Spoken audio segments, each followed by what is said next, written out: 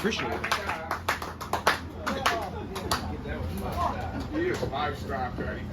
Keep it going for Patty Punch, you guys! Let her hear it, let her hear it! Make some noise, do a couple Primal Screams. I used to do Primal Screams in the 80s, in the 80s. That was really good. See, and you didn't fucking suck! She's so superstitious. Alright, you guys, come to the stage. He's been here before a couple times. He is, I think, a very nice and handsome and funny person. Please welcome to the stage, Alvaro Mendoza!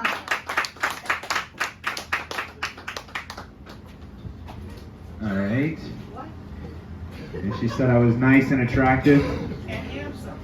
And handsome. Thank God she didn't say funny. Right? There's no expectation now. We can just proceed normally. And then if I have one punch, then you guys are like, oh shit, he's got one of those. How you guys doing, guys? You doing good? You chilling? You Jay chilling in the coffee shop / booze place / bathroom locks behind you place? That's good. That's good to hear. I guess I'll tell you guys a little bit about myself. I got a dad that is 82 years old. Nice. Thank you, appreciate it. I'm 25. This is quite a age difference there. He's got strong swimmers, I guess. That's the message, the takeaway message from that. No, but recently I've actually been worried about him dying, with him getting up to 82. He had like a fall and all this stuff. You know, I was like, because I'm not ready for him to die. You know, because he has like a lot of credit card debt. You know, and I'm worried that shit might get passed down to me. You know, my friends keep telling me, Alvaro, that's not how credit card debt works, okay? You know, I'm like, it's $60,000, you better be fucking right about that shit. You know, I remember when I found out about it, I wasn't even like making any sense. You know, I was like, Mom, if I inherit this debt when he dies, I swear to God, I'm gonna kill him. Can't do that to me. That's not okay to do to a human being. You know, I guess on my mom's side, my mom is a Spanish lady. She has a, I don't know if you know, I don't know if this is like a Spanish person thing, but my mom has like a lot of pride in the country that she comes from. Like I think Spain just like, she just thinks Spain's the top dog, you know, dominating the world. And I don't think that. At least I did when I was younger. I remember one time we were arguing about it, and I told her, I was like, Mom, I don't think Spain's all that big of a deal. And I remember her argument to disprove me was that Spain had invented the mop. You know, she could tell I wasn't impressed, so she proceeded to her second example. She told me that Spain had pioneered the broom.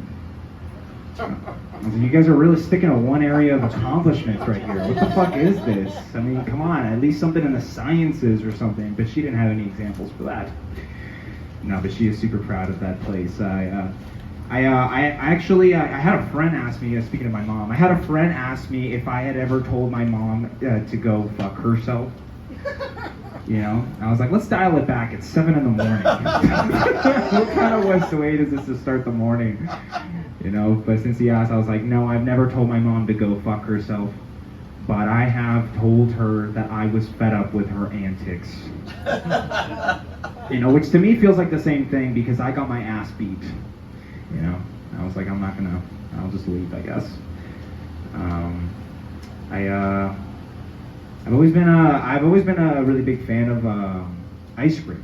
You know, specifically Klondike bars because they had that whole slogan. They were like, what would you do for a Klondike bar? You know, and if it comes down to it, honestly, I'll just purchase one. I don't care, I'm crazy. You know, I'll do it. I'll go into that store and I promise you I will slam down $2 on that bitch. I'll be like, give me one of those Klondike bars. I have no idea why they're behind the counter. You know, but let it be, whatever you want to do. Honestly, I feel like I wouldn't be surprised if they had Klondike bars behind the counter here. That'd be a cool addition. I'd be like, give me one of those bitches. What else do I want to talk to you guys about? I wrestle, and I am not in high school. You know, I'm an assistant wrestling coach. I actually wrestled in high school. The reason I decided to do a job like that was because like I don't know if you guys know this, but when you get older, there's like not a lot of places where you can like go and wrestle. You know, there's like not a lot of, there's no pickup wrestling. You know, that's not a thing that exists ever. You know, so it's either wrestle with high schoolers as a coach, or take like a little bit of time to consider some like very serious jail time. So I was like, I'll do the coaching position, what the hell, you know? And it's a great job, it really is, you know? Just to go out on that mat again, you know, put the shoes on and just beat up 14-year-old kids feels fantastic. Yeah, I feel like sometimes people hear that and they're like, this guy's an asshole. He's just beating up 14-year-old kids. I'm like, oh, I can't help it, you know, long day at work. 14-year-olds beating them up. Sometimes I'll like hit them with like because I think I have good moves. I think I have good stuff. You know, I'll hit them with like a single leg takedown. You know, and after practice, every time I do that move, they're always like, "Coach, how did you get into my house at 3 a.m?" And I'm like, dude, you're asking the wrong questions right now. You know, how about a little hospitality, a Klondike bar perhaps, something along those lines. I get anxious in the bedroom. That's something that happens to me occasionally. It was a lot more when I was younger, but I remember like just in like with sex, not like in bedrooms in general. You know, I don't like see like a low threat count and just like freak out. I'm not that kind of guy. No, I think I just like have a hard time.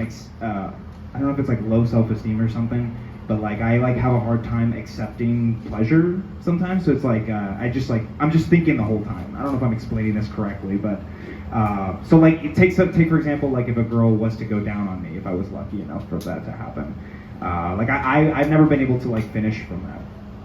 You know, and I've always wanted to experience what that felt like. You know, like even when I was 7 years old, you know, my teacher asked me what I wanted to do when I got older, and I said I'd like to finish from a blowjob. She said, "Get out, get out of this classroom." I'll leave you with one other thing. I went to a private school in Lexington. Anybody heard of Lexington? That's a dumb question for Lynn, I think. Yeah, no, it's like, Lexington's like a super wealthy town, you know? And I remember realizing that I was poorer than the kids next to me just based off of like the types of fundraisers that the school was throwing. You know, like they were raising money for other towns as if they were third world countries. You know, like this lady came in one time and she was like, "Kids, let's get excited, all right? We're gonna put on this fundraiser and we're gonna raise money for the poor, and incredibly unprivileged children of Malden." And I was like, that's fucked up, man. And also where I live, so unbelievable. You've been ridiculous. All right, you guys have been fantastic, and I appreciate you guys being here. And just take it easy, all right?